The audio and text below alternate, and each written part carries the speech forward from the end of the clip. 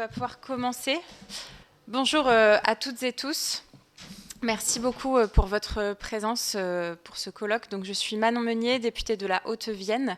On co-organise ce colloque. Donc, il y a avec moi autour de la table donc Mathilde Digné, députée qui est là-bas, Aurélie Trouvé, députée également, Sylvie Ferrer et Christophe Bex, députés qui co-organisent avec nous. Donc, merci à vous. Je salue aussi la présence de Chantal Jourdan. Merci d'être avec nous, Chantal. Et puis, il y a des députés, sachez-le, qui doivent aussi nous rejoindre au fur et à mesure de la journée, mais il y a plusieurs textes analysés en même temps, juste pour vous prévenir. Donc le colloque est filmé et de toute façon sera ainsi retranscrit à l'ensemble de la représentation nationale. Donc je vous remercie toutes et tous d'être présents et présentes à l'Assemblée nationale. Ce moment, il est important pour nous parce que l'idée, c'est de pouvoir donner au sein de la Maison du Peuple la parole aux éleveurs et aux éleveuses qui ont subi des violences institutionnelles dans le cadre de la gestion des crises sanitaires.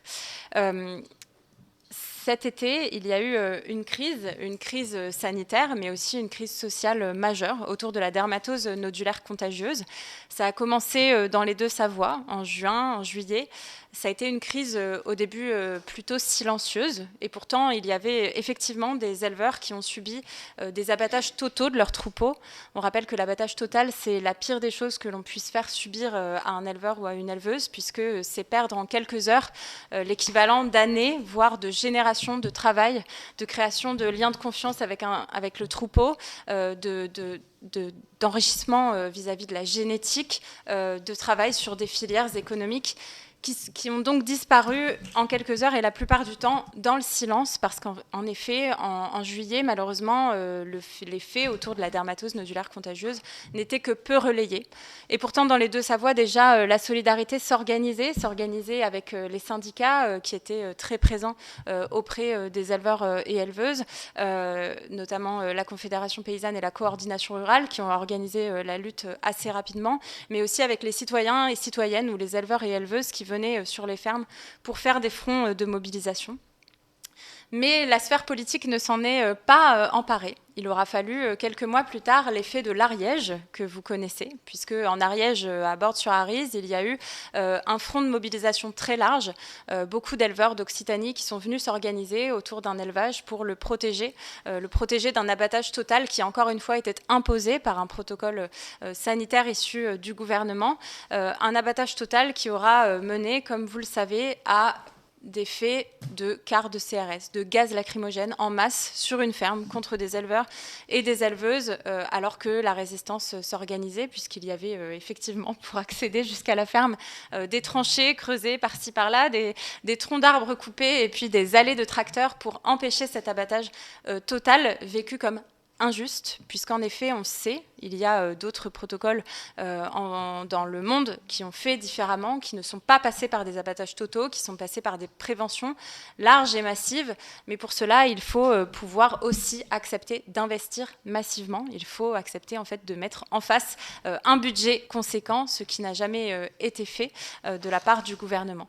Et donc, il faut l'effet de l'Ariège, d'une extrême violence, pour que enfin la presse médiatique nationale s'en empare, puisque grâce à cette violence, effectivement, nous avions pour une fois les échos de BFM TV qui étaient présents sur place et de toute la presse nationale qui était là et qui a enfin relayé la violence que subissaient ces éleveurs.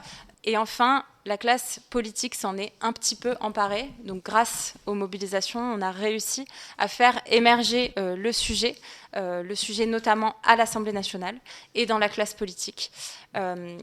Mais ce que révèle cette crise de la DNC, malheureusement, c'est des crises que subissent les éleveurs et éleveuses maintenant depuis des dizaines d'années, parce que ça ne date pas de la dermatose.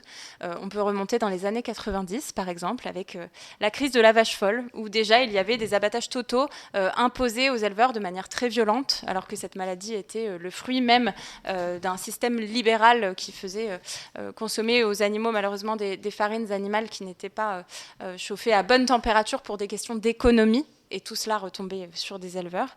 On peut nommer aussi l'effet de la grippe aviaire, encore très récemment, où on disait à des éleveurs, écoute, nous, on n'a pas les moyens correctement de venir abattre ton troupeau, donc éteins ton troupeau, tes volailles, donc éteins la ventilation, et puis tu verras, tes animaux vont mourir par asphyxie, donc reviens dans quelques jours. Ou encore la tuberculose bovine, qui fait subir encore des abattages totaux partout en France aux éleveurs, et dans le plus grand des silences. Donc, tous ces faits-là, on se rend compte à l'Assemblée nationale qu'ils sont mal connus. On se rend compte aussi qu'il y a peu de députés pour venir sur le terrain constater les violences subies par les éleveurs. Donc l'idée aujourd'hui, c'était de pouvoir justement faire venir ces éleveurs à l'Assemblée nationale pour témoigner dans la Maison du Peuple et pour avoir des traces, pour pouvoir faire évoluer en conséquence les politiques sanitaires. Parce que oui, on est dans une période avec la crise environnementale, le changement climatique, la perte de la biodiversité et l'accélération des échanges internationaux qui produisent l'accélération des épidémies. On le sait, on n'a plus une année qui passe sans qu'on ait une nouvelle épidémie qui émerge. Et en conséquence, malheureusement, on a un gouvernement qui refuse d'investir suffisamment, qui refuse de mettre en face les moyens dont nous avons vraiment besoin pour avoir des gestions de crise sanitaire humaine, avec des protocoles moins violents, où on ne passe pas par un abattage total, mais par un abattage partiel et un suivi très fréquent des animaux, pour avoir des protocoles moins violents, pour avoir plus de moyens mis sur la prévention, plus d'effectifs humains, de maillage vétérinaire, de réindustrialisation de la production des vaccins en France. Bref, nous avons énormément à faire.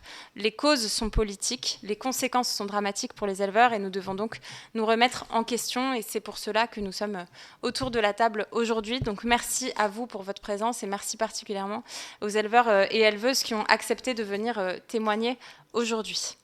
Je ne vais pas être plus longue pour l'introduction de ce colloque. Je donne tout de suite la parole à Aurélie Trouvé, ma camarade députée que je remercie d'être là, pour introduire cette première table ronde, puisque nous allons avoir une première table ronde donc, sur la dermatose, une seconde sur davantage anglais autour des problématiques de tuberculose bovine, grippe aviaire et peste porcine. Et enfin, nous conclurons sur la répression syndicale dans le cadre de la gestion des crises sanitaires. Merci à vous. Merci, bonjour à toutes et tous, merci Manon, et d'abord merci à toutes et tous de participer. Moi je veux d'abord commencer en disant merci à Manon d'abord d'organiser ce colloque, mais je veux vous dire aussi à quel point Manon en fait depuis l'été dernier a été, pour moi en tout cas, la députée qui a permis de porter à l'Assemblée nationale dès le début, et en étant présente énormément sur le terrain, et ça je pense que dans le monde agricole, le monde agricole en est conscient. Mais surtout, tu as vraiment permis d'apporter dans l'hémicycle ce sujet de la crise de la DNC dès le début, quoi. Et sans concession, en fait. Et merci à toi, parce que, y compris dans la France Insoumise, ça a été important, quoi. Que tu amènes aussi, et que tu nous amènes à une position très claire dès le départ, qui, je pense, a été reconnue très largement par beaucoup d'éleveurs. Voilà, donc je tenais à te dire... à te faire ce remerciement en tout cas. Je pense que c'est important d'avoir des députés de terrain et de combat comme ça,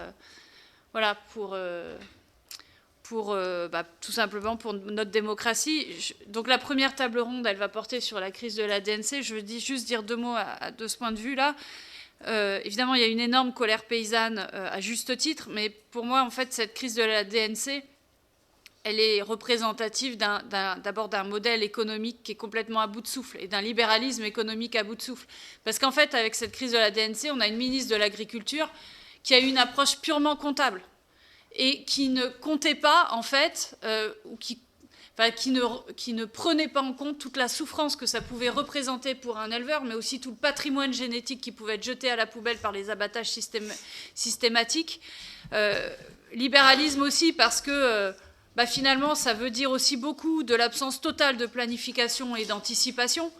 Le fait qu'il ne puisse pas y avoir d'anticipation sur de la vaccination généralisée, qu'il ne puisse pas y avoir d'anticipation parce qu'en fait, les vaccins, ils s'achètent en Afrique du Sud ou que sais-je, parce que jamais on a fait une politique de relocalisation industrielle et sanitaire pour faire face à ces crises, et on l'a vu aussi sur d'autres crises sanitaires. Et puis aussi libéralisme économique parce que c'est la dépendance totale aux exportations. Dès lors qu'on touche à la réputation de la France sur l'exportation, hop, la souffrance des éleveurs ou le patrimoine génétique, tout ça part à la poubelle. Et finalement, ce qui est ahurissant, c'est qu'il n'y a aucune remise en question, ni de près ni de loin, par la ministre, par le gouvernement, de pourquoi on en arrive là, y compris un modèle d'exportation à tout prix qui nous rend extrêmement vulnérables du point de vue des crises sanitaires. Évidemment, une absence totale de plan de relocalisation de l'élevage. Et finalement, il y a énormément de violence dans tout ça. Et la violence, elle est en premier lieu pour les éleveurs, parce que, évidemment, tout ça se fait sur fond aussi d'accords de libre-échange absolument atroces pour l'ensemble de l'élevage. Et tout ça va ensemble, c'est-à-dire ce modèle d'exportation à tout prix et surtout d'importation à tout prix qui nous rend extrêmement dépendants des échanges internationaux et qui n'est plus viable, en fait, dans un contexte où les crises sanitaires vont se multiplier. Voilà. Et donc... Voilà, j'espère aussi qu'on arrivera jusque-là, mais je crois que c'est pas la crise de la DNC, pour moi, elle témoigne beaucoup plus largement de l'impasse actuelle dans laquelle on est, de ce libéralisme économique et de ce modèle d'exportation voué à la concurrence internationale et l'absence totale de relocalisation. Voilà, c'était juste quelques mots d'introduction, mais voilà, je te relaisse la parole, Manon, pour présenter les intervenants. Merci beaucoup Aurélie. Donc en effet, sur cette première table, nous allons revenir sur les faits vécus par des éleveurs et éleveuses dans le cadre de la dermatose nodulaire contagieuse. Donc pour cela, nous accueillons autour de la table Monsieur Claude Germain, donc qui nous vient des Deux-Savoie à Cessan, qui a été parmi les premiers éleveurs à subir la crise de la dermatose donc cet été. Merci beaucoup Monsieur Germain d'être avec nous. Madame Céline Lhomme, qui est femme d'éleveur, mais très impliquée sur l'élevage également dans le Doubs. Merci beaucoup, Madame Lhomme, d'être avec nous, qui a donc subi également un abattage total de son troupeau. Et Monsieur Guillaume Husson, qui nous vient des Pyrénées-Orientales, qui a également subi un abattage dans le contexte particulier des estives et d'autant plus particulier que tout cela s'est passé à la carabine, mais nous y reviendrons. En tout cas, merci à vous trois pour votre présence. L'idée, c'est que vous puissiez avoir la parole. Donc, je vais vous la laisser tout de suite. Est-ce que monsieur Claude Germain, vous voulez bien commencer? Merci.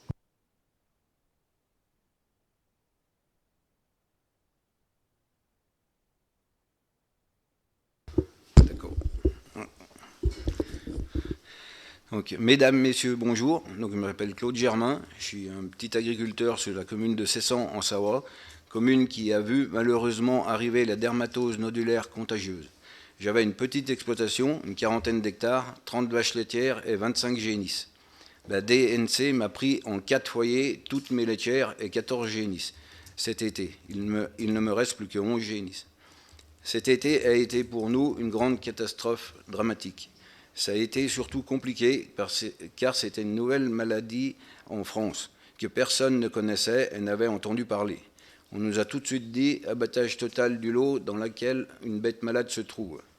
Un choc.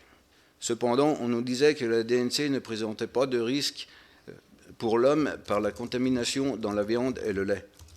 Je pense pouvoir dire quelques mots sur cette maladie, car nous avons été confrontés à cette maladie avec une bonne cinquantaine de foyers dans un rayon de 10 km sur les communes de Cessan en Savoie et Massingy Haute-Savoie, 2 communes voisines essentiellement, avec quelques cas sur des communes limitrophes.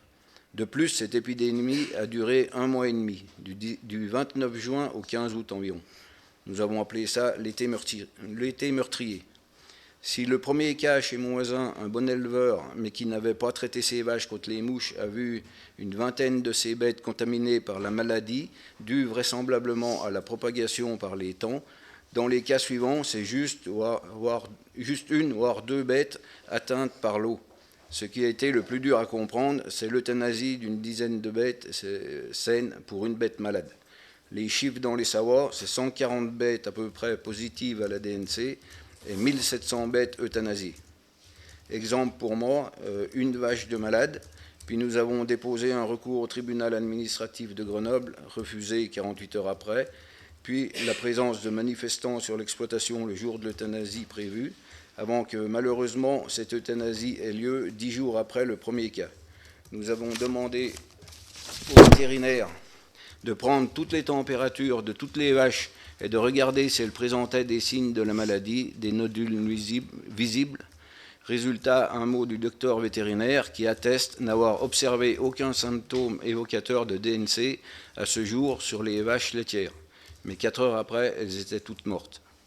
Toutes euthanasiées dans leur bâtiment. C'est personnellement ce qui était le plus dur à vivre, même si je n'y ai pas assisté.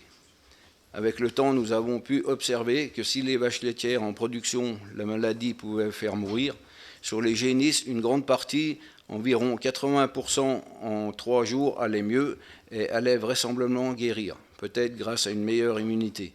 Mais voilà, elles étaient toutes euthanasiées à mesure. Nous avions demandé, avec l'appui de la CR, de laisser un troupeau confiné dans un bâtiment et d'observer ce qui se passe dans le temps, nombre d'animaux malades, pourcentage de guérison, qu'est-ce qui allait se passer sur les animaux guéris, mais non. À ce jour, aucun test sur cette maladie a eu lieu en France. Difficile de comprendre. Bref, 1 mois et demi très difficile pour les éleveurs, avec présence des gendarmes quotidiennement sur la commune, défilé des camions d'équarrissage et des voitures blanches de la DDSPP. Sur la commune, c'est environ 360 bêtes euthanasiées, seules 60 y ont échappé. Heureusement, malgré des moments très difficiles et des instants houleux, nous n'avons pas eu à subir la violence policière inadmissible qu'il y a eu dans le Doubs ou dans l'Ariège. Cet abattage total des vaches laitières a été très dur à vivre pour moi, quand on a passé toute une vie derrière des vaches et d'un jour à l'autre, plus rien. C'était un peu la fin d'une vie. Impossible de reprendre des vaches à 59 ans comme si de rien n'était. Dans notre secteur, sur les 11 élevages de vaches laitières touchés, 5 ne sont pas repartis. 5 éleveurs en fin de carrière, quand même. Alors après, vous nous avez demandé les protocoles qui ont été appliqués sur l'exploitation, mais de toute façon, ça a été vite vu, ça a été abattage total, on n'avait rien à dire, il fallait que ça aille le plus vite possible. Et puis, alors on a eu quand même la cellule Réagir qui est venue avec le directeur de la DDSPP nous annoncer que ma vache était positive et que le troupeau allait être euthanasié avec 2 agriculteurs. Mais ils sont venus ce jour-là, après on n'a jamais personne revu. Et puis autrement, la DDSPP a été complètement dépassée. À chaque fois qu'on posait une question, on n'avait jamais de réponse. Pour remuer des animaux ou rentrer des génisses dans un autre bâtiment, ils ne savaient jamais. Ça a été très compliqué quand même. Et puis je voulais dire que tout ce que j'ai fait, de toute façon on l'a fait pour essayer de sauver nos vaches. Malheureusement on n'y est pas arrivé. Mais là, après vous demandez la mesure phare, c'est qu'il faudrait peut-être un peu plus d'humanité et puis d'arrêter ces abattages totaux. Voilà. Non. Merci beaucoup, merci pour votre témoignage. Est-ce que vous... Merci beaucoup pour ce témoignage. Je vous propose, n'hésitez pas à noter si vous avez des questions. On va faire un premier tour de table pour que chacun puisse s'exprimer et ensuite on reviendra sur un temps de questions-réponses parce que ça évoque évidemment beaucoup de questions. En plus, effectivement, vous avez subi le cœur et le tout début de la crise. J'en profite pour saluer dans la salle puisque vous avez parlé effectivement du fait que vous étiez organisé. Et effectivement, à Cessan, il y a eu une organisation syndicale assez forte.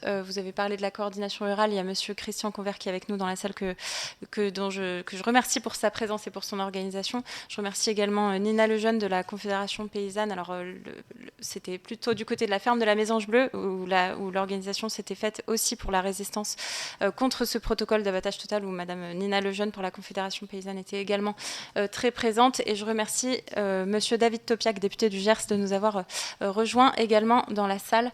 Madame Céline Lhomme, je vous laisse la parole.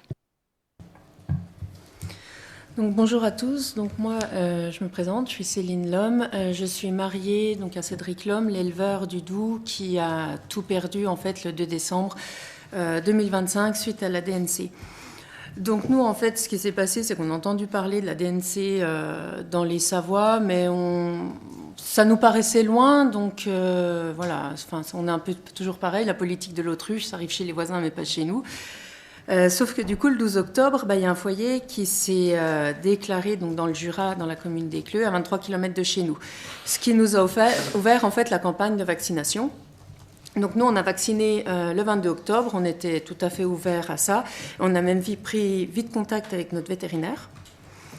Sauf que ce jour-là, en fait, il y a eu un problème technique lors de la vaccination, c'est-à-dire qu'arrivé à la moitié du troupeau, le vétérinaire s'est rendu compte qu'il y avait une mauvaise prise d'air dans le pistolet et que du coup, il ne savait pas si les vaches avaient toutes été vaccinées ou pas. Donc, on a dû recommencer. Donc, il y a certaines vaches qui ont eu 2 injections. Ils nous ont dit que ça avait pas de, voilà, qu'il valait mieux 2 que 0. Donc, voilà, on a fait confiance. Et après, bon, on n'a eu aucune réaction vaccinale ni rien, tout se passait bien. Jusqu'au 27 novembre. Donc au 27 novembre, en fait, à la traite, on s'aperçoit qu'on a une vache qui a un petit nodule sur un treillon. Donc vraiment un tout petit truc, quoi. Et le 28 novembre au matin, à la lumière du jour, on observe cette vache et on se rend compte qu'elle a des petits nodules sur le corps.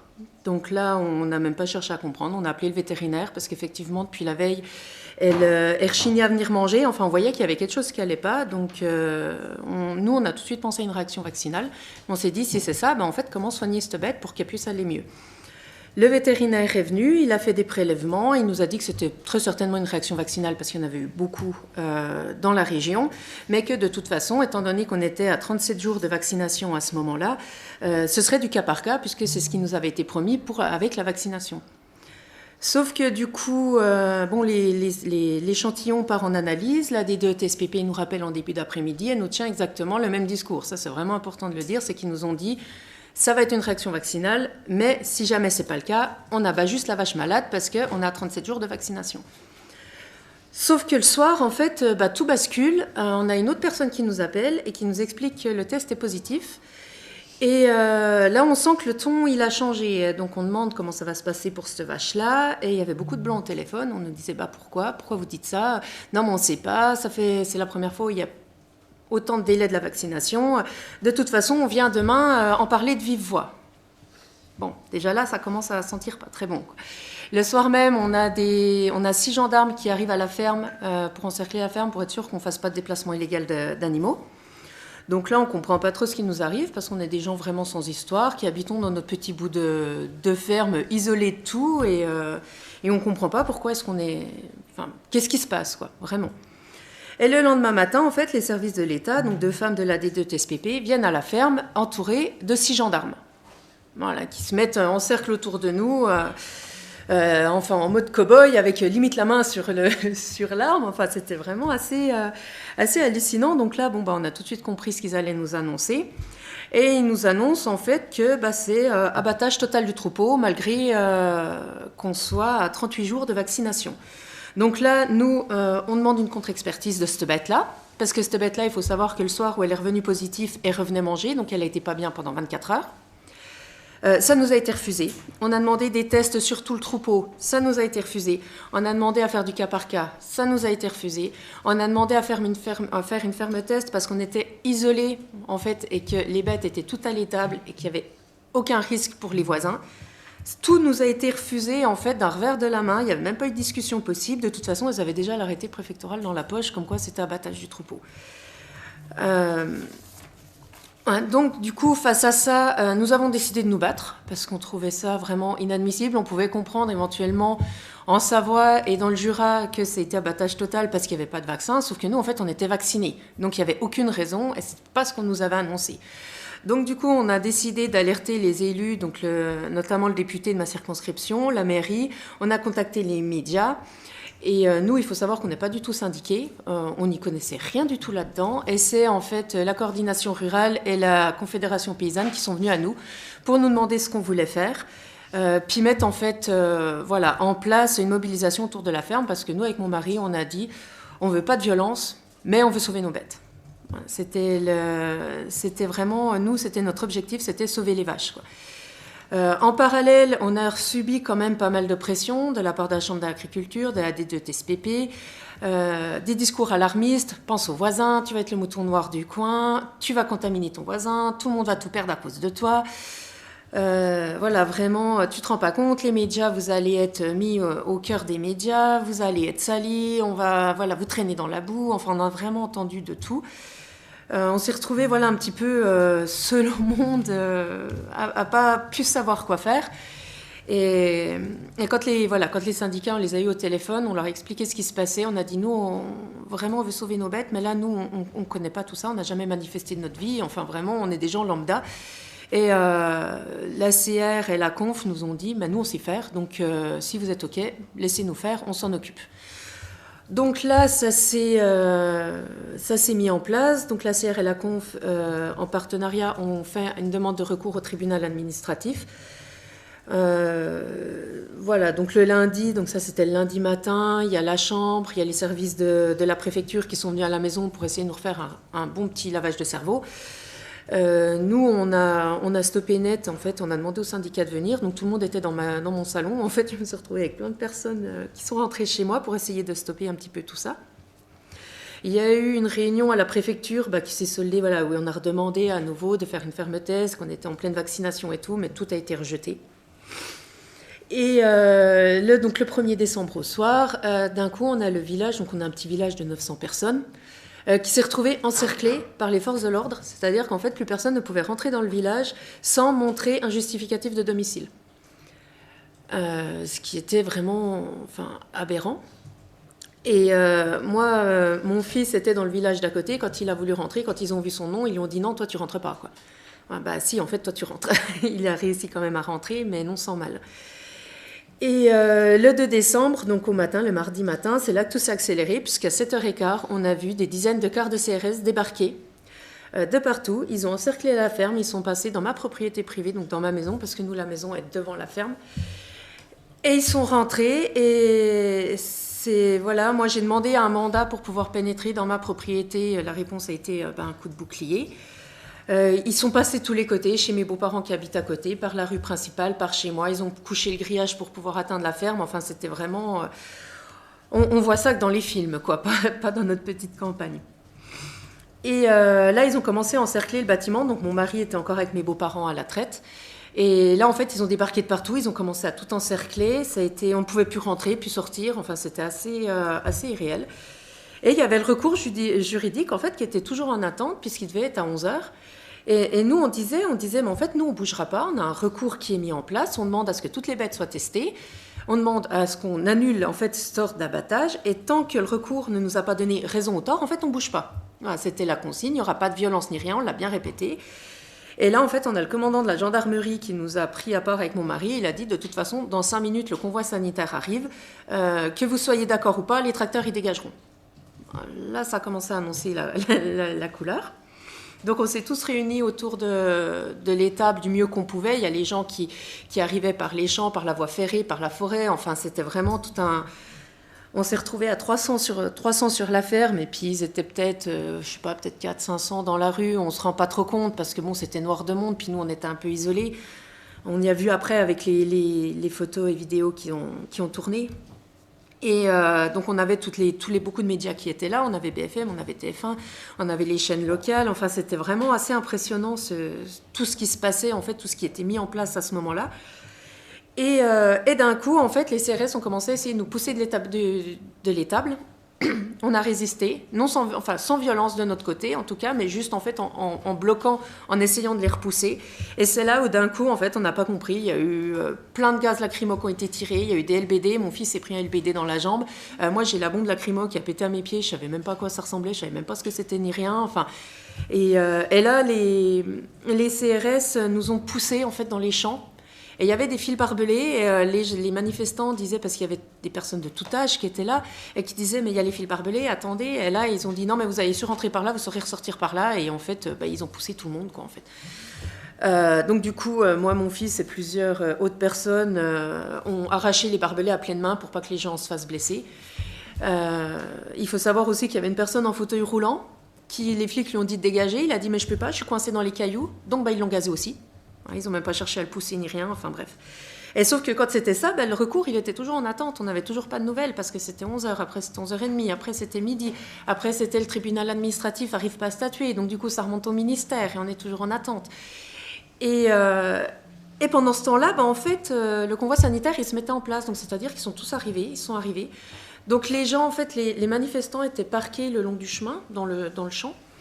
Et au fur et à mesure, d'un coup, il y avait des tirs de lacrymo qui arrivaient, mais par dizaines, c'était assez impressionnant. Et en fait, on a compris que c'était quand le convoi sanitaire arrivait. Donc en fait, les manifestants, qu'est-ce qu'ils ont fait? Ils ont pris de la boue, ils ont ramassé de la boue par terre, ils ont jeté de la boue sur les camions. C'était vraiment symbolique. En fait, vous nous gazez la tronche, nous on répond par de la boue, quoi. En fait, on n'a que ça pour se défendre. Et on a appris après que les gens dans les camions étaient très traumatisés parce qu'ils ont pris de la boue. Nous, par contre, pas du tout, quoi. Et vers 14h, 14h30, je ne sais plus trop exactement, on a la porte-parole de la Confédération paysanne qui est appelée par les CRS et qui va derrière le bâtiment et qui revient vers nous et qui nous appelle. Et là, en fait, moi, je me tourne vers le bâtiment et je me rends compte qu'en fait, il y a des cosmonautes, je les ai appelés les cosmonautes, qui sont rentrés dans le bâtiment et qui ont fermé la porte. Et là, en fait, j'ai regardé Laurence et je lui ai dit, en fait, c'est fini. Et elle m'a dit, le recours en fait, au tribunal a été rejeté. C'est fini, ils viennent de me l'annoncer, ils ne viendront pas vous voir. Et en fait, ils ont pris trop tard, donc ils commencent l'abattage. Waouh! Donc, voilà, à ce moment-là, j'ai fait le choix de l'annoncer aux manifestants qui étaient présents, parce que j'ai dit, tout a commencé avec moi, donc ça finira avec moi. Encore une fois, j'ai bien dit que je ne voulais pas de violence, que les gens pouvaient rester là, mais qu'on était fatigués, qu'on n'en pouvait plus, que ça faisait 4 jours qu'on n'avait pas dormi. Et que voilà, on voulait du calme. Donc les syndicats nous ont un peu exfiltrés parce que du coup voilà, ça commençait alors qu'on était encore sur la ferme. Ils nous ont exfiltrés, donc on s'est retrouvés dans la maison. Et là en fait depuis la maison, vu que la maison est devant la ferme, on entendait les bruits des corps des vaches qui tombaient dans la benne. Il y en avait 83. Je peux vous dire que 83, boum, qui tombent comme ça. C'est interminable, c'est horrible. De là, en fait, on a les syndicats qui avaient mis en place une cellule psychologique, parce qu'il faut savoir qu'au niveau de l'État, la seule cellule psychologique qu'on a eue, c'est un petit flyer du mal-être agricole de la MSA. C'est la seule aide psychologique qu'on nous a proposée, en disant si vous avez un petit coup de mou, vous appelez. C'est vrai que on allait vachement le faire.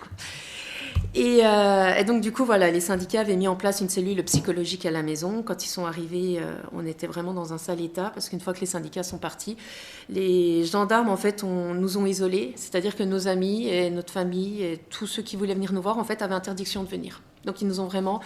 on s'est retrouvés tout seuls à la maison avec mon mari, puisque ma fille s'était endormie, et puis mes deux grands étaient partis chez des copains parce qu'ils ne voulaient pas rester, et c'était aussi bien. Et le tout petit, en fait, voilà, les parents d'élèves, parce qu'on a un petit de 5 ans, les parents d'élèves nous l'avaient pris en charge pour pas qu'on ait à le gérer.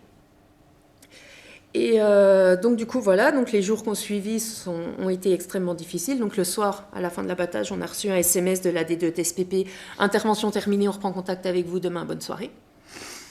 Voilà. Et donc du coup, le lendemain, quand on est retourné sur les lieux, sur la ferme, il y avait un énorme tas de sacs d'asserie, donc les sacs jaunes, qui étaient posés au milieu de la ferme. Il y avait des masques qui traînaient. Il y avait les LBD, les manifestants avaient ramassé toutes les grenades LBD de lacrymo. Tout avait été laissé comme ça, en fait. Voilà. Aucun respect. Les portes où il y avait les veaux, tout était démonté. Enfin... C'était assez impressionnant de voir ce manque de respect en fait pour les lieux. Il y a eu ça. Après, du coup, on a dû rappeler plusieurs fois la D2TSPP pour savoir maintenant quelle était la suite, qu'est-ce qu'il fallait faire. Ils voulaient nous donner une réunion à la maison, sauf que moi j'ai dit je ne vous reçois pas sans les syndicats. Un syndicat ou deux, mais moi je ne vous reçois pas toute seule parce qu'on n'est pas en état. Donc du coup, en fait, ils ont annulé la réunion. Ils ont dit, puisque vous voulez, enfin en gros, tout passe par mail. Et moi, ils m'ont dit au téléphone, et du coup, après, je me suis mis à tout enregistrer parce qu'ils m'ont dit, mais Madame Lhomme, en fait, plus vous ferez du bruit, plus ce sera long pour vous de remonter. Voilà, donc là, je lui ai demandé si c'était une menace, on m'a dit non, c'est juste à titre informatif. Voilà, et on a appris ensuite, par la suite, qu'il y avait une cellule psychologique qui avait été mise en place à la mairie pour les voisins et pour ceux qui avaient fait l'abattage, mais pas pour nous. Voilà, pas pour nous, parce qu'il fallait surtout pas qu'on voie ceux qui étaient là pour l'abattage. Voilà, donc après la suite, ça a été un enfer administratif. Et heureusement qu'on avait la Confédération paysanne et la coordination rurale pour nous aider. Parce que ça a été un enfer. C'était des réunions à n'en plus finir. On nous disait un jour blanc, un jour noir, un coup peut-être, un coup oui, un coup non. On ne savait pas, on a mis 10 jours pour savoir ce qu'on pouvait faire de nos lits de chair. Voilà, qu'est-ce qu'on fait? Est-ce que c'est vous qui les ramassez? Est-ce que c'est nous? Est-ce qu'il faut qu'on les mette dans un endroit particulier? On nous disait un coup, faut faire comme ça. On nous rappelait une heure, puis une heure après, puis on nous disait ah non, je vous ai dit une bêtise, faut pas. Donc après, on demandait à ce que tout passe par mail. Et on a déjà mis 10 jours pour réussir à faire les litières. Après, il fallait faire la désinfection. Donc c'est pareil, la désinfection, c'est à nous de tout prendre en charge. Eux, ils gèrent rien. Ils nous donnent 2 noms et puis débrouillez-vous avec ça. Sauf que la désinfection, ils étaient en pleine grippe aviaire. Donc la désinfection, elle a mis plus d'1 mois à venir se faire sur l'établissement. Pour une maladie qui est quand même super méga dangereuse et puis qu'il fallait tout abattre très rapidement, désinfection, par contre, 1 mois, c'était pas gênant, quoi. Voilà, on avait des questions qui restaient sans réponse. On a dû batailler pour avoir le montant du cheptel, enfin l'estimation du cheptel.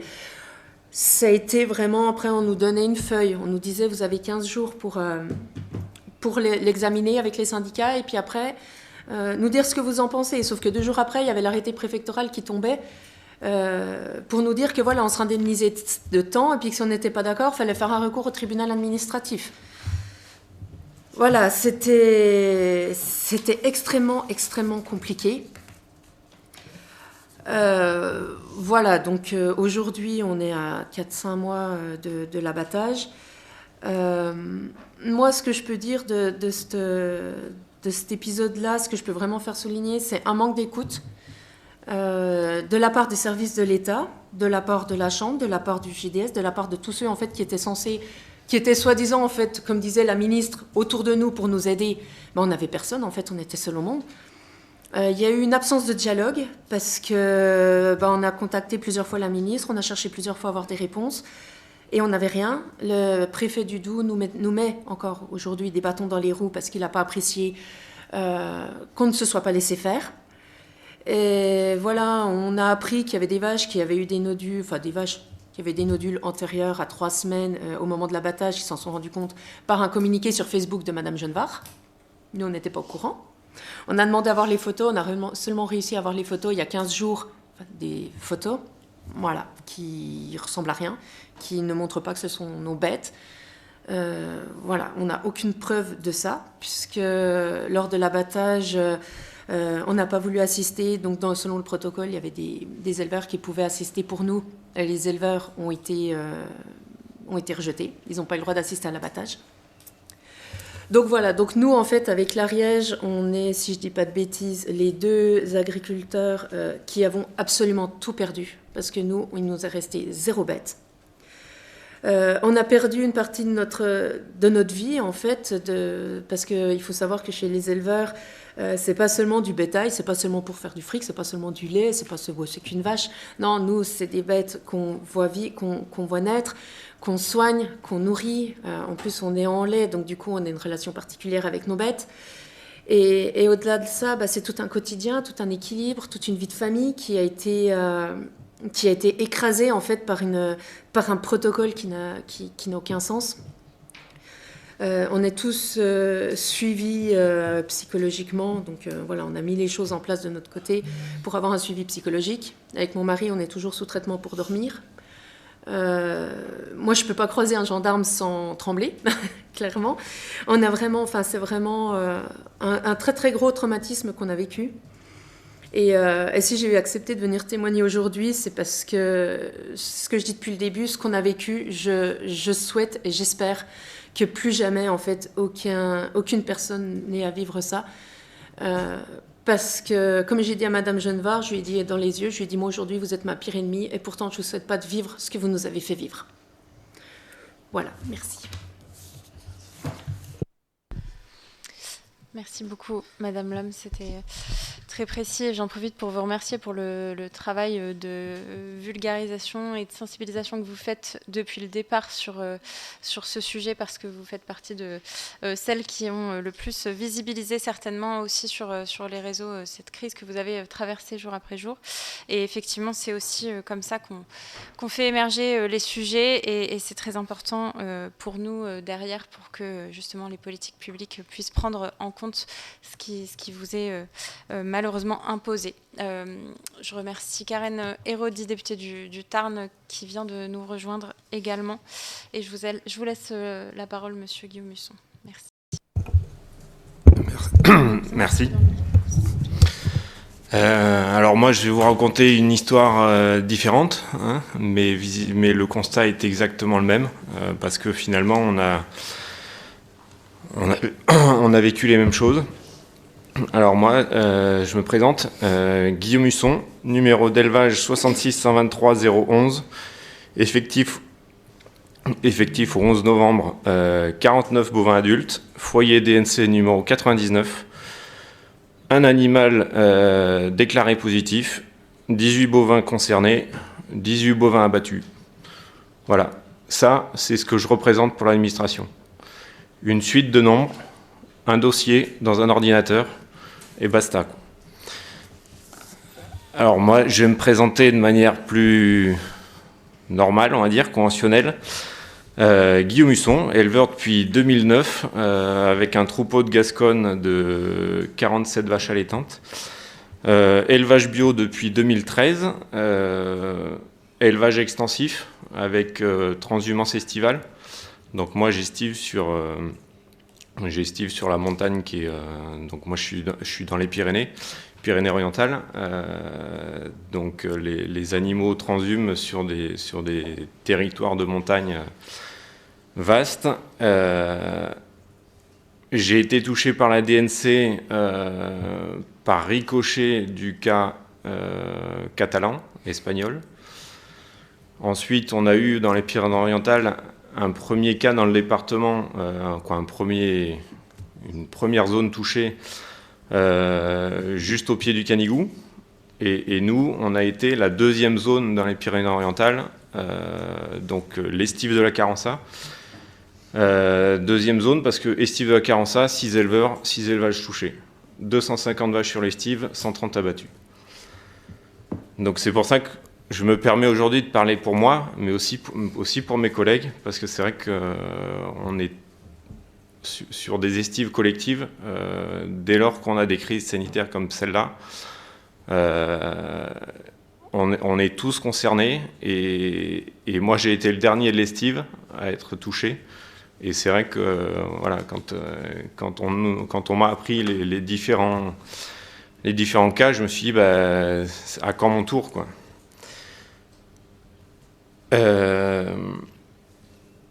Moi, je pourrais résumer cette période avec 3 mots: irrespect total, opacité et incohérence. Ce qui, moi, me donne aujourd'hui un énorme sentiment d'injustice. J'ai utilisé ces 3 mots parce que, pour moi, que ce soit au plus haut sommet de l'État ou dans les administrations vraiment à notre échelle, on nous considère de la même manière. Je reprendrai les mots de Madame la Ministre et du directeur général. C'est que le déplacement de la maladie, ce n'est pour eux la faute que des éleveurs.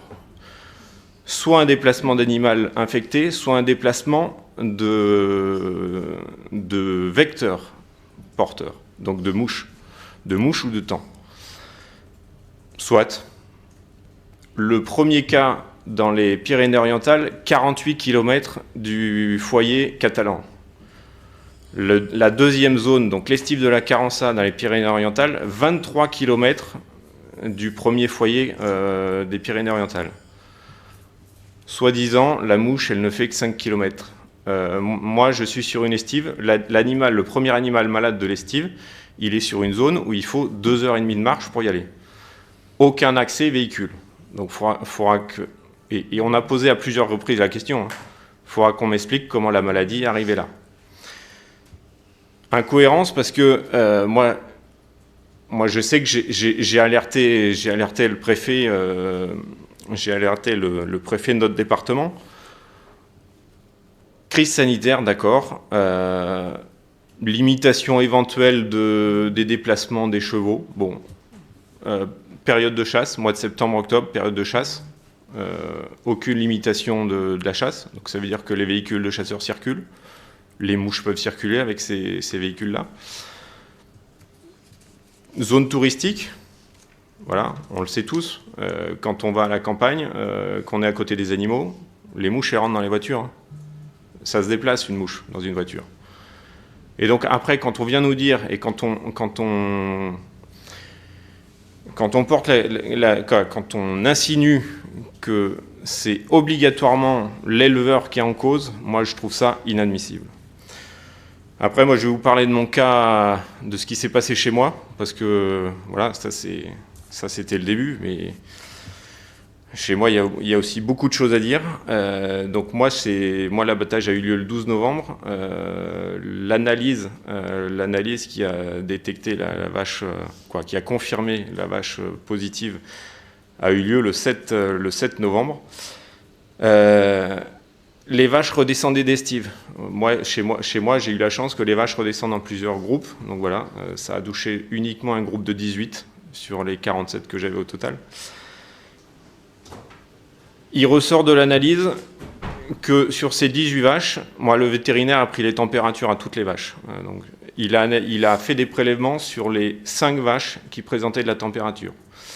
La vache qui présentait le maximum de symptômes était celle qui présentait le moins de température.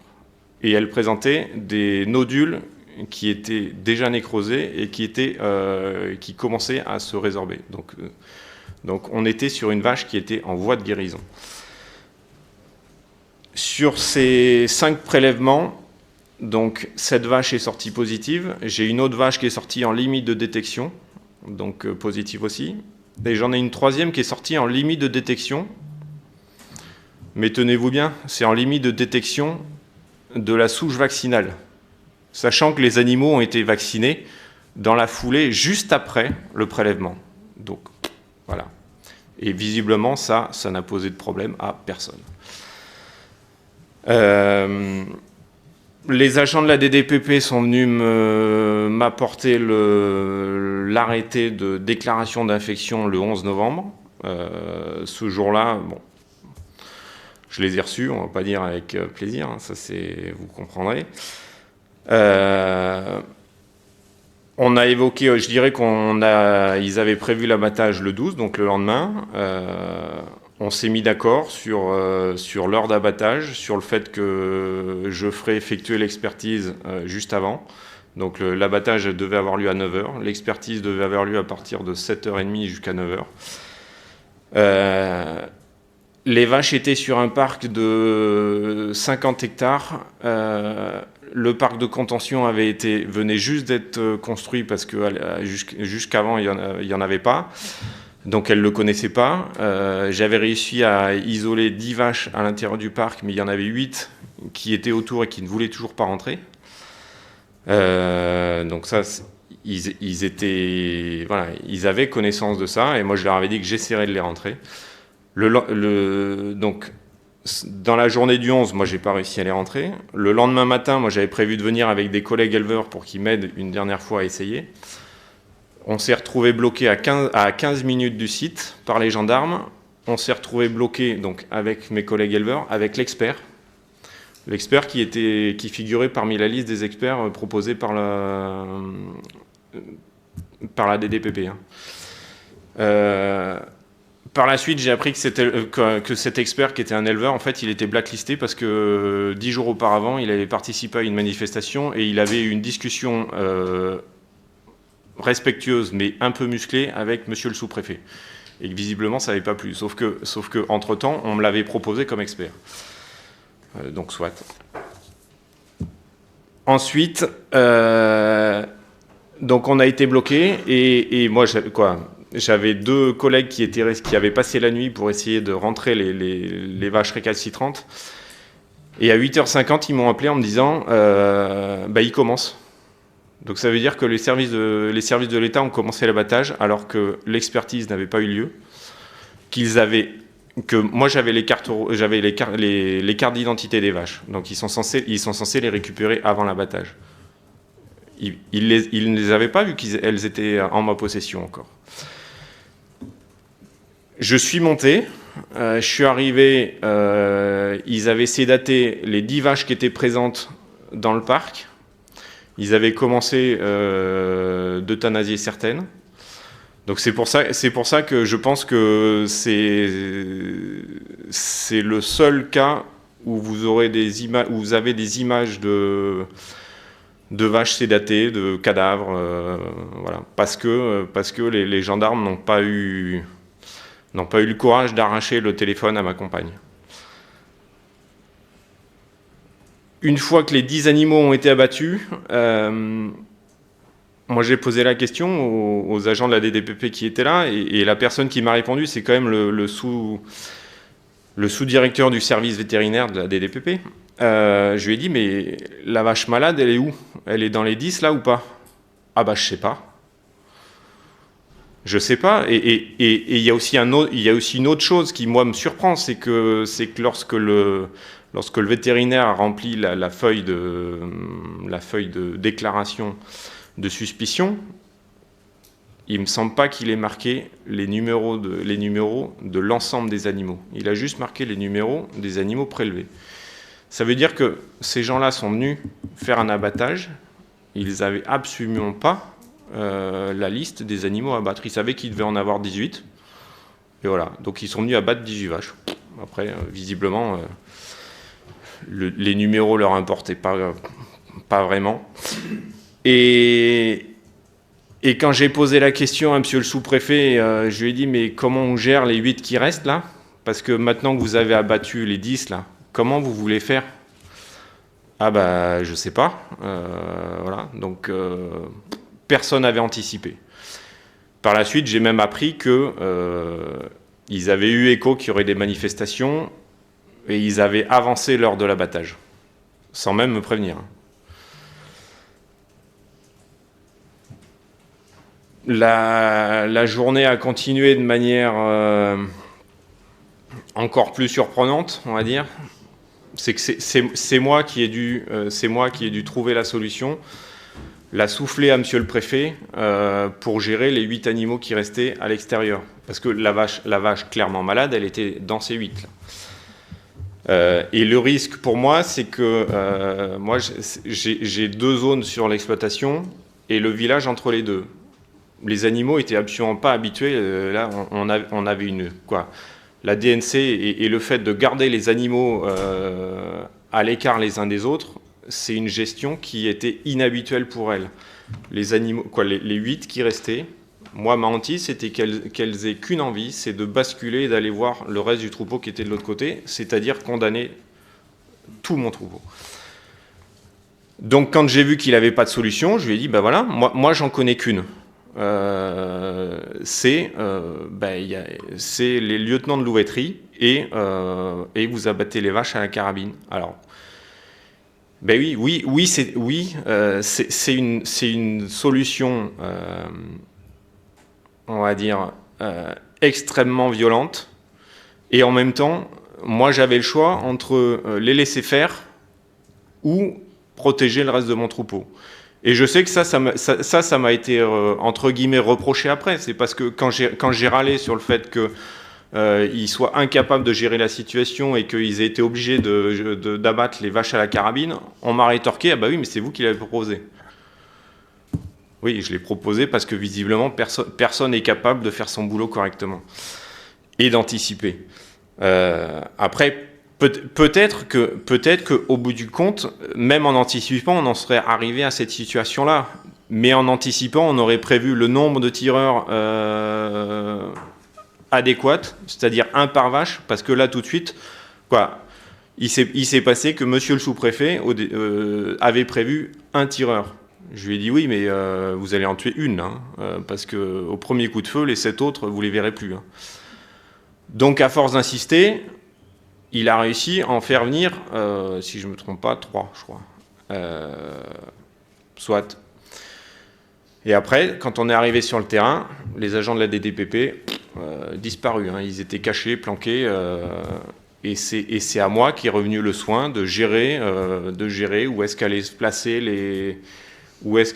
les tireurs. C'est moi et 3 collègues à moi qui sommes allés chercher les animaux parce que c'est un parc boisé. Donc on est allé chercher les animaux. On les a sortis sur un endroit dégagé. Et c'est vrai que moi je sais que j'ai choqué plein de gens en disant ça, mais et je compare absolument pas la vie humaine et la vie d'une vache. Mais moi j'avais l'impression d'amener mes vaches devant un peloton d'exécution. Pour moi, c'est la même méthode. Et Et après, si vous avez suivi un peu le sujet DNC, vous aurez peut-être vu des photos de vaches au sol, pleines de sang. Ça, c'est un collègue éleveur qui a pas pu s'empêcher de prendre la photo parce que la situation était trop compliquée pour lui. C'est lui qui s'est chargé d'enlever les cloches autour du cou des vaches. Et il était tellement remonté contre les agents de la DDPP parce qu'il y avait un tel mépris, des attitudes mais irrespectueuses à un point pendant ce moment-là, qu'il s'est dit on peut pas, il faut montrer ça parce que on peut pas laisser ça caché, planqué sous le tapis, quoi. Donc voilà, c'est beaucoup d'amertume. Après, sur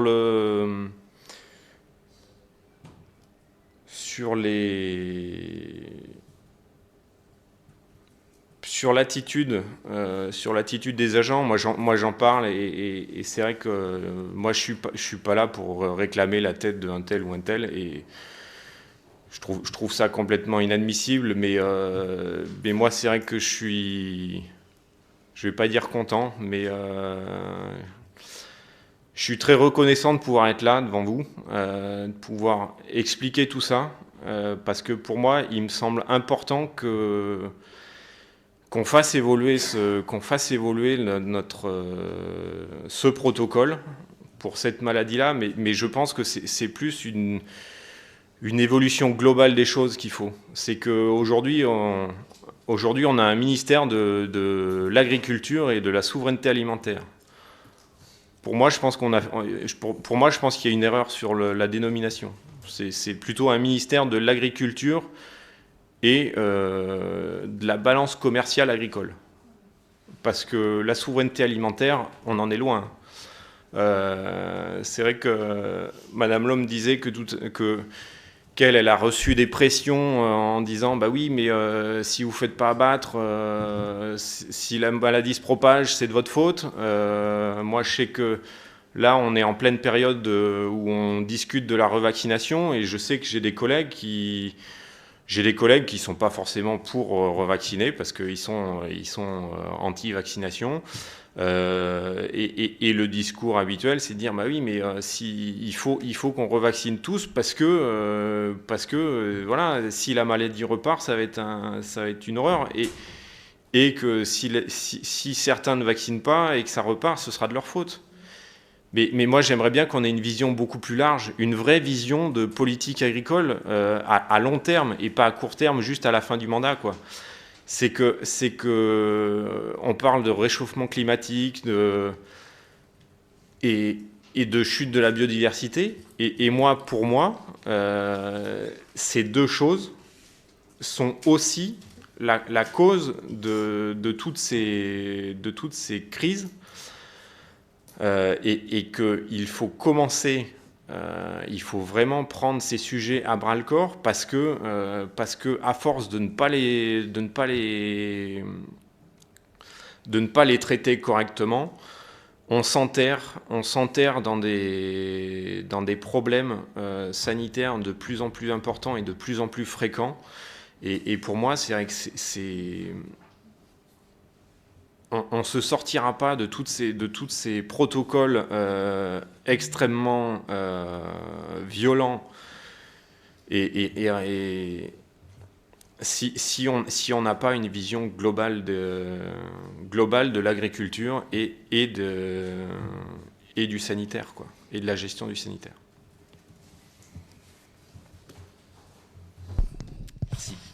Merci beaucoup. Merci Guillaume pour ce témoignage. Je me souviens très bien du moment où on a appris que vous aviez subi un abattage totale du troupeau à la carabine, puisqu'on avait été alerté par un communiqué de presse de la Confédération paysanne que tous les députés avaient reçu, et on était en plein milieu du projet de loi de finances, et on était notamment arrivé sur des amendements qui parlaient de l'indemnisation des éleveurs, puisque c'est un sujet pendant effectivement les crises sanitaires, et on avait pu alerter, on avait profité de cette fenêtre pour alerter sur l'abattage à la carabine qui venait d'avoir lieu sur votre exploitation, et on s'est retrouvé avec un certain nombre de députés sur les bancs qui avaient nié les faits. On s'est retrouvé pendant longtemps, en fait, au début de la crise et avant que celle-ci ne soit plus fortement visibilisée, face aussi à une partie de la classe politique qui niait un petit peu les faits et la violence des protocoles sanitaires qui étaient mis en place.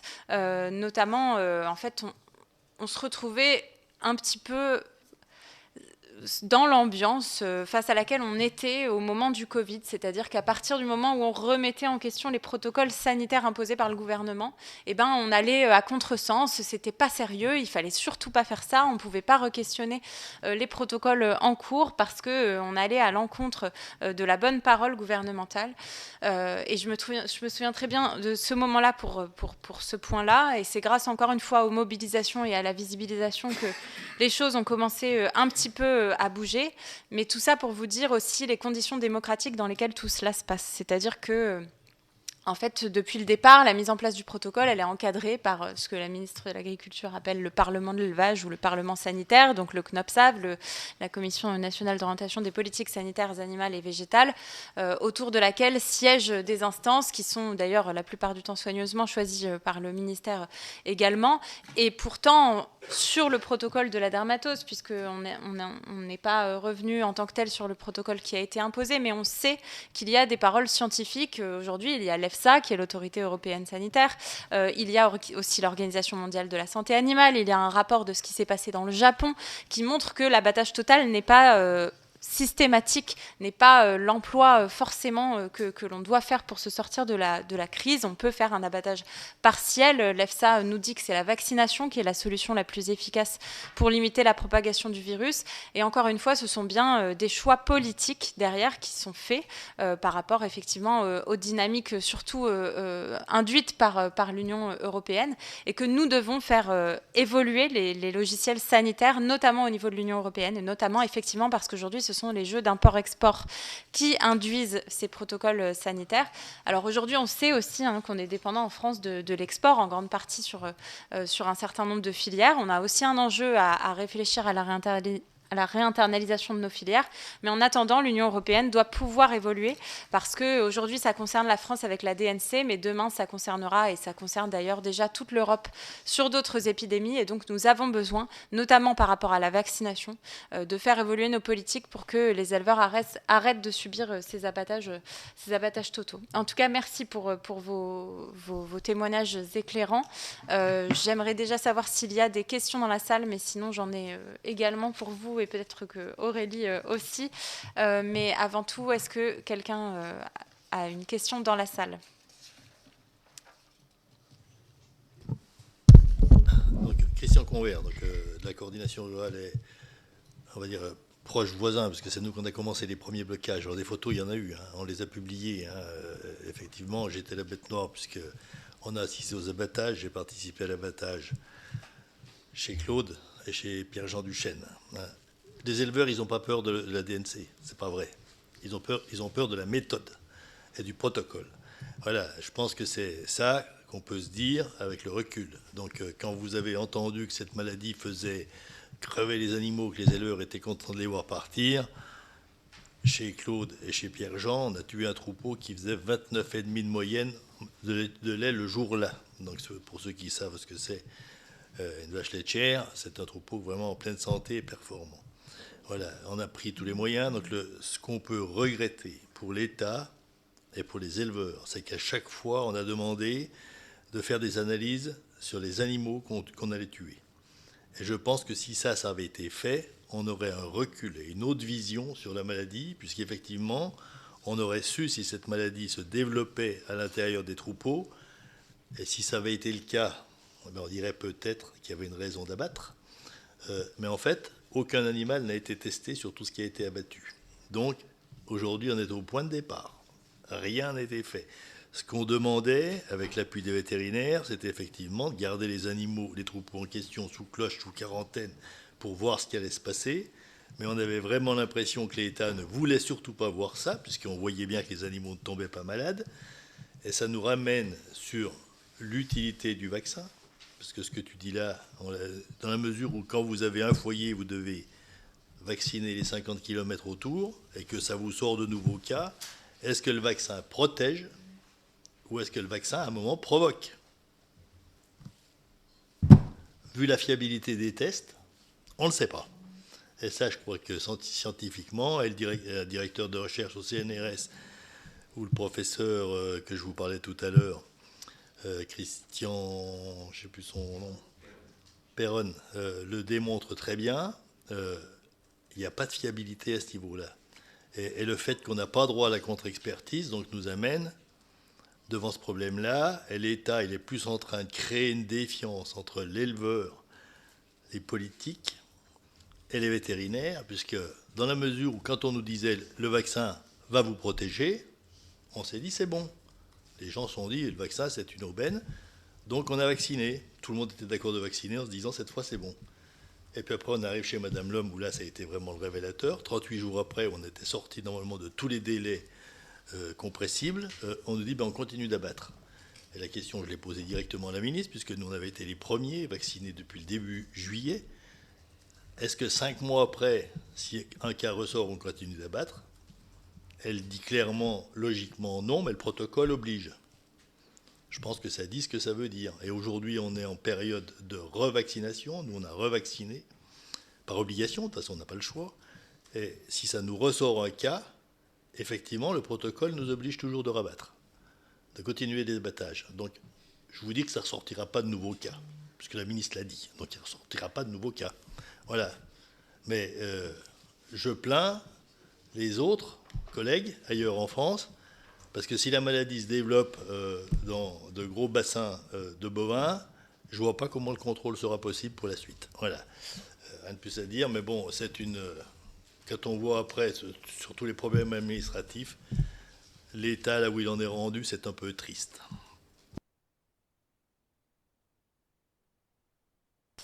Merci beaucoup pour ce témoignage. Est-ce qu'il y a d'autres questions ou témoignages dans la salle, s'il vous plaît?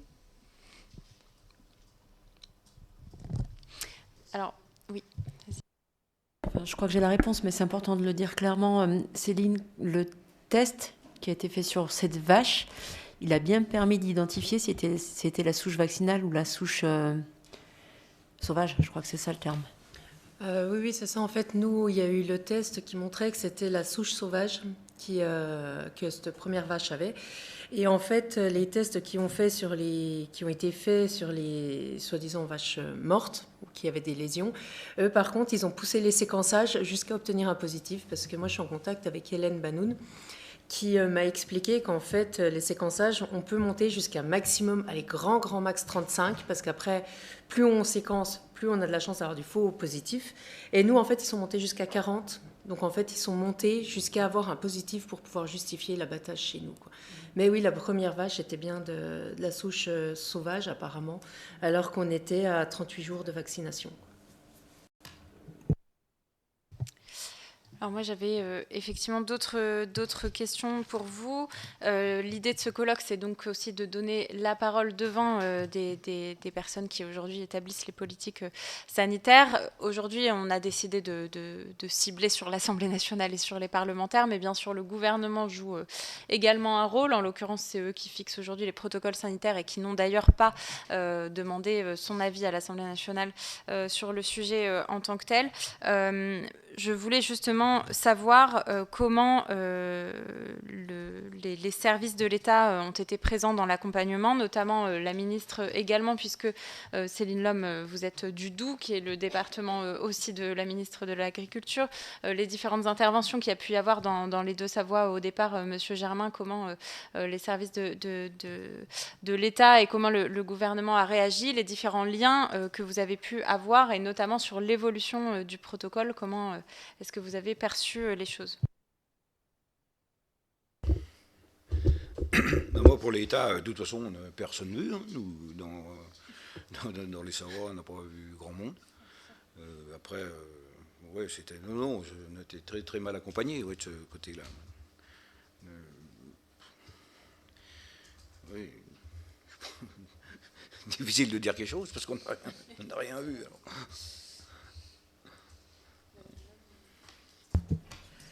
Alors nous, on a rencontré la ministre de l'Agriculture, donc l'abattage a eu lieu le mardi, on l'a rencontré le samedi. Donc il faut savoir que quand nous, on a su la vache était positive, elle était à 1 heure de chez nous, puisqu'elle était du coup chez elle. Faisait la Sainte-Barbe avec les pompiers, elle s'affichait sur Facebook en photo, toute pimpante. Et on a cherché à rentrer en contact avec elle, à essayer d'échanger avec elle. Je peux dire qu'on a été jusqu'à la limite, en fait, la supplier de nous parler, en fait, elle a fait la sourde oreille. Et si le samedi elle nous a rencontrés, c'est uniquement parce qu'elle rencontrait aussi les syndicats, elle rencontrait tout le monde, et que les syndicats ont tapé du poing sur la table en disant que si elle ne nous rencontrait pas, en fait, il n'y aurait pas de syndicat à sa réunion. Donc c'est pour ça qu'elle nous a rencontrés. Mais c'était une discussion stérile, quoi. Pour elle, tout est beau, tout est rose, et on a bien fait, on est des héros, on s'est sacrifié pour le voisin, enfin, voilà. Et sinon, après, au niveau accompagnement, si on n'aurait pas eu les syndicats, comme je disais tout à l'heure, on était seul au monde, quoi. Alors, on a vraiment eu de la chance d'avoir les syndicats autour de nous. Et l'un des points centraux, puisqu'on est sur la question des violences institutionnelles aussi, c'est l'accompagnement psychologique. Moi, j'ai eu plusieurs témoignages d'éleveurs qui disaient à quel point c'était défaillant, à quel point il a fallu attendre parfois plusieurs semaines, ou parfois d'ailleurs ça n'est jamais venu, qu'il y ait une information par rapport à l'accompagnement psychologique. Est-ce que vous pouvez revenir justement sur les services que vous avez eus ou que vous n'avez pas eus, donc monsieur Germain, monsieur Husson et madame Lhomme notamment aussi, dans le contexte particulier d'une famille avec des enfants et sur les difficultés particulières de l'accompagnement psychologique. Pour rebondir sur ce que tu dis, pardon, puis moi j'entends aussi une forme de violence que j'avais peut-être pas captée quand vous dites qu'en fait, en plus, on vous fait porter la responsabilité, c'est-à-dire qu'en gros, on vous fait comprendre que c'est de votre faute, quoi. Si tout ça arrive.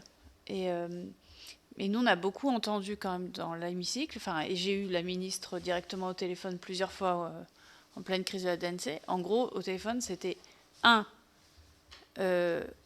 fait, c'est ça où on ne peut plus exporter, et donc ils mettent en danger tous les éleveurs. Donc c'était une forme de culpabilité, voilà, en plus, quoi. Et 2, et on n'en a pas beaucoup parlé là, mais en gros, il n'y a pas d'alternative. C'est-à-dire que scientifiquement, tout le monde serait unanime. Ce qui est complètement faux, évidemment, mais scientifiquement, c'est une hérésie. Mais même nous, nous, on a été traités d'anti-science, quoi, parce qu'on osait remettre en cause le dogme, voilà. Après, moi, je vais mettre les pieds dans le plat aussi. Il y a quand même un 3e syndicat. Ouais, mais je le mentionne quand même parce que malheureusement, il n'y a pas eu unanimité. Et je pense que ça aurait pesé s'il y avait eu unanimité du monde syndical agricole sur la question. Voilà, je sais que vous ne pouvez pas forcément répondre, mais voilà, moi je pose quand même la question. Que s'est-il passé avec ceux qui se réclament du syndicalisme agricole dominant?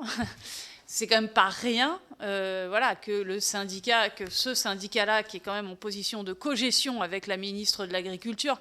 Moi, on a une ministre, je le dis un peu de cash, hein. Moi, ça fait 25 ans que je travaille sur les politiques agricoles, parce qu'avant, je bossais là-dessus. Depuis l'âge de 22 ans, je bosse là-dessus et comme enseignante-chercheuse. Je n'ai jamais vu une ministre autant dans les mains de la FNSEA, alors qu'elle n'a jamais été aussi faible. Et je pense que ça a joué énormément dans la gestion de la crise. C'est pour ça que je me permets de vous poser la question. Si vous pouvez y répondre, vous voulez y répondre. C'est quid du 3e syndicat? Je vais me permettre d'y répondre, parce que je l'ai rencontré, j'étais secrétaire général à ce moment-là. C'est sûr que sa décision, à l'origine, elle a été prise en amont avec la FNSEA. Sinon, elle ne l'aurait pas fait. Parce que c'est sûr que si les 3 syndicats étaient alignés, ça ne se serait jamais passé. Et une fois que cette décision elle a été prise, c'était trop tard. Je pense qu'ils n'arrivaient plus à revenir en arrière. Voilà, c'est ce qui s'est passé. Mais sur l'accompagnement psychologique, j'y reviens quand même, puisqu'on est sur les 3 cas la même chose. Il faut savoir que quand les animaux ont été tués, donc c'est nous qu'on a participé, puisque ce n'était pas l'éleveur directement. Donc Pierre-Jean est parti tout seul avec sa copine dans les bois. Claude, tout seul, aussi avec sa compagne. Céline toute seule avec son mari et ses gamins, et puis toi tout seul aussi, comme j'ai compris. Donc l'accompagnement psychologique à ce moment-là, il devait être avec l'éleveur. Il devait y avoir quelqu'un d'un service quelconque avec les éleveurs dans l'accompagnement. C'est une honte. On ne savait pas, Pierre-Jean, si on le retrouverait le soir. Je vous le dis, j'y étais, voilà, c'est tout. Je vais rectifier. Pour moi, j'étais pas tout seul, mais parce que finalement, j'ai pas laissé quoi. Ils étaient pas assez nombreux pour faire le vide en fait.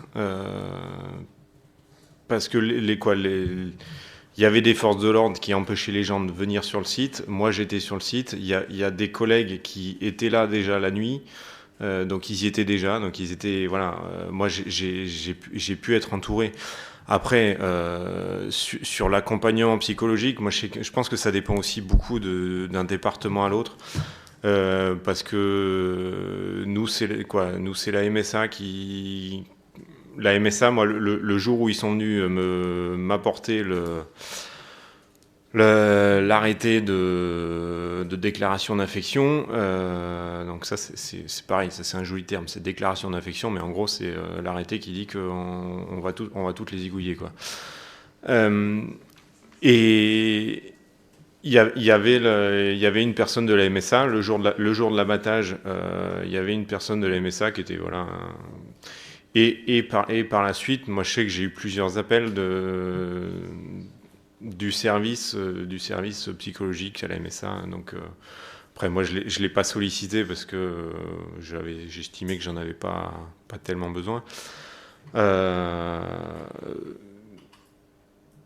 Et c'est vrai que c'est sur le coup j'en avais pas tellement besoin. Après voilà, c'est des fois le contre-coup il arrive beaucoup plus tard. Mais après oui, on est toujours. Je reviens sur le fait que du discours du gouvernement et de la ministre et sur la culpabilité. Et c'est vrai que c'est ça quoi. C'est que moi j'ai suivi un peu toutes les. Parce que je suis adhérent à la Confédération paysanne. Et c'est vrai qu'on n'est pas beaucoup d'éleveurs bovins déjà sur le département et puis adhérents à la Confédération. Donc c'est vrai qu'ils m'avaient sollicité pour suivre toutes les discussions, les réunions de suivi DNC entre le ministère et tous les organismes professionnels. Donc c'est vrai que moi j'ai suivi toutes les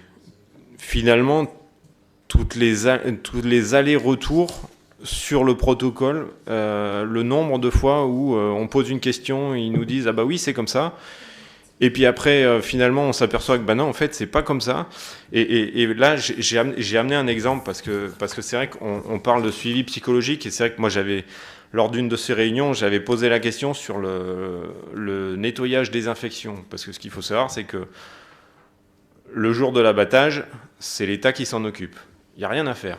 Par contre, après, il faut faire un nettoyage dans les 7 jours qui viennent et un nettoyage dans les 28 jours.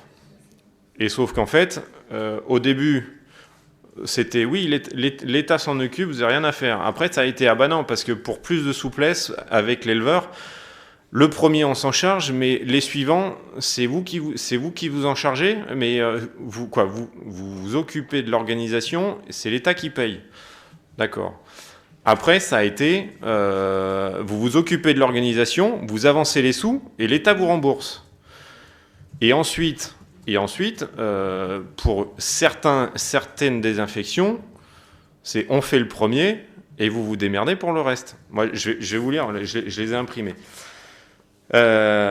Donc j'ai reçu un message de la DDPP le lendemain de l'abattage chez moi qui me dit « Je vous prie de bien vouloir trouver une note de procédure pour enclencher le nettoyage, machin. Voilà. Vous demandez un devis et après c'est bon. » Le 19 novembre, donc c'est-à-dire même pas 10 jours après, la DDPP envoie un mail au GDS parce que moi j'avais sollicité le GDS et je leur avais dit mais comment ça se passe, quelle entreprise faut solliciter, tout ça. Et donc ça c'est le mail de la DDPP 66 au GDS 66. Nous avons eu des nouvelles informations de la DGAL qui finalement ne prend pas en charge le nettoyage désinfection des pâtures. C'est donc à l'éleveur de réaliser nettoyage désinfection des équipements comme abreuvoirs, mangeoires, couloirs de contention. Voilà. Et moi, je sais que j'avais posé la question au tout début en pensant au choc psychologique. C'est qu'on subit déjà l'abattage. Si en plus, il faut se soucier de devoir gérer la désinfection, et d'un point de vue technique, c'est pas possible de respecter les consignes. On apprend l'abattage, par exemple. Moi, j'ai appris l'abattage. J'ai eu les résultats le samedi, l'abattage le mercredi. Théoriquement, il aurait fallu que je choisisse une entreprise pour qu'elle fasse la désinfection dans la semaine qui suit l'abattage. Mais techniquement, c'est pas possible. Et du coup, moi, finalement, voilà, c'est toutes ces incohérences qui, moi, me mettent hors de moi, quoi. Parce qu'il y a celle-là, mais il y en a d'autres. Moi, je vous ai parlé de mon cas, mais chez les collègues, on peut y rester jusqu'à demain, si vous voulez. Je peux dire un mot, ça s'est passé exactement chez nous, pareil. De toute façon, le premier nettoyage et désinfection, on ne s'est occupé de rien. C'est la DDSPP qui nous a envoyé une entreprise pour tout nettoyer et nous avait dit, de toute façon, c'est nous qu'on réglera. Sauf qu'apparemment, ils n'ont pas le droit de faire comme ça, vu que c'est des représentants de l'État, ils sont obligés de faire un appel d'offres. Et pour la deuxième, il a fallu qu'on fasse un appel d'offres. Sauf qu'on n'a jamais pu payer la première, puisque déjà, on n'a jamais eu la facture. Et ça, c'était début août, jusqu'à ce que début janvier, on reçoit une lettre recommandée de Fargo, l'entreprise qui a fait le nettoyage, avec comme quoi on n'avait pas payé, voilà, on n'a pas pu payer, on n'a jamais eu la facture. Et c'était un folklore, ils disaient, bon, ben, c'est pas à moi de payer, ils se débrouilleront, et quand ça a bien fait, ben, on a été obligé de payer, et bon, ils ont quand même remboursé, là, le 26, c'est pas vieux. Mais bon, c'était un fiasco complet, oui, ils ne savent pas ce qu'ils racontent, ça change à tout moment. Et puis, tu parlais des passeports des bovins. Moi, le dernier lot qui a été euthanasié, les passeports, je les ai toujours chez moi. Ils devaient les euthanasier à 11h le matin. À 10h, quand on y est allé voir, il n'y avait plus rien. Ils avaient tout euthanasié. Personne ne m'a réclamé les passeports. Tout. J'y garde en souvenir. L'homme pour le mot de la conclusion pour cette table. Du coup, nous, au niveau psychologique, comme j'ai dit tout à l'heure, si les syndicats n'auraient pas mis en place la cellule psy, on n'aurait rien eu. Après, on a eu une assistante sociale de la MSA qui a été très, très réactive. Pour ça, elle a vraiment été top. Sauf que, vu que moi, avec mon fils aîné, on est à la sécurité sociale et pas à la MSA, en fait, on n'y avait pas le droit à la cellule psy, parce qu'il fallait faire partie de la MSA. Donc du coup, elle a un petit peu bataillé et demandé des dérogations pour qu'on puisse y avoir droit. Mais ça, la première fois qu'on a revu, donc l'abattage était le 2 décembre, la première fois que la psy est venue à la maison, c'était un peu avant Noël. Donc, et parce qu'il y a un moment où je les ai appelés en pleurs, en disant là, j'en peux plus, on a vraiment besoin d'aide, parce que psychologiquement, ça va pas du tout, quoi. Pour annoncer à mon petit garçon de 5 ans que les vaches, j'arrivais pas à lui dire que les vaches étaient mortes. Donc moi, j'ai fait une petite erreur, j'ai dit que les vaches étaient parties. Sauf que il me demandait quand les vaches reviendraient. Et en fait, encore une fois, c'est un coup, il y avait la CR et la conf qui étaient à la maison, où je leur ai dit, j'ai dit, moi, je peux pas. Je peux pas. Et en fait, ils m'ont accompagnée pour annoncer à mon petit garçon de 5 ans que les vaches étaient mortes. Qui était très très compliqué parce que mes enfants ils ont grandi au milieu de leurs vaches. Et on parlait du psychologique chez les enfants. C'est compliqué parce que comment est-ce qu'on peut expliquer à des enfants quelque chose que nous-mêmes on n'accepte pas, quoi. C'est impossible. Donc j'ai des enfants qui sont quand même très marqués par tout ça. Mon grand là qui vient de nous rejoindre, qui est là. On est tous, c'est toute la famille en fait qui a été très marquée par ça. Après, concernant la désinfection, nous, comme je disais tout à l'heure, la désinfection, elle est arrivée 1 mois après parce que ils étaient en pleine grippe aviaire. À la base, on ne devait pas du tout aller sur le site pendant la désinfection. Ils géraient tout seuls, machin, sauf qu'en fait, la DSPP avait envoyé à l'entreprise une désinfection pour la grippe aviaire. Voilà, en disant... Ouais, le protocole grippe aviaire, en disant vous adaptez aux bovins. Et c'est un peu pas trop la même chose, quoi. Les bêtes, elles sont un peu de taille différente, quoi. Et du coup, mon mari s'est retrouvé toute la semaine à aller démonter démonter les abreuvoirs, aller aider, parce que il y avait ci, il y avait ça, enfin il y avait toujours un truc qui allait pas. Et à la fin, en fait, ils ont fini par nous mettre de la chaux. Mais alors, une épaisseur de chaux, Christian peut témoigner, il l'a vu, une épaisseur de chaux tout autour du bâtiment. Voilà, on avait eu un microclimat, il y avait de la neige, il y avait je sais pas trop. C'était une catastrophe, ça glissait, c'était une vraie patinoire. On a même pensé à se reconvertir à un moment. Et en fait, là où il y a les vaches laitières, dans la zone de raclage, vu que ça faisait des petits crans, ils ont tout nettoyé à la soude. Et en fait, ils ont, pour tout rincer, tout est parti dans la fosse à lisier. Et quand j'ai demandé à ce qu'on vienne me vider ma fosse à lisier, parce que j'ai dit, je suis pas en bio, mais il y a quand même un minimum, il y a tous les produits de désinfection qui sont dans la fosse, il y a la soude qui est dans la fosse. On m'a répondu par mail qu'il n'y avait pas besoin, parce qu'en fait, au bout de 45 jours, tout serait neutralisé naturellement, donc on pouvait y étendre dans les champs et que ça craignait rien. Voilà, donc la biodiversité, compagnie, on y reviendra, quoi.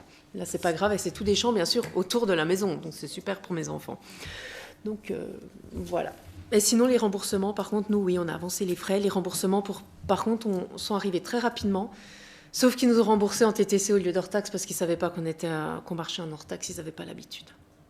Donc, il a fallu qu'on rembourse la TVA. Voilà.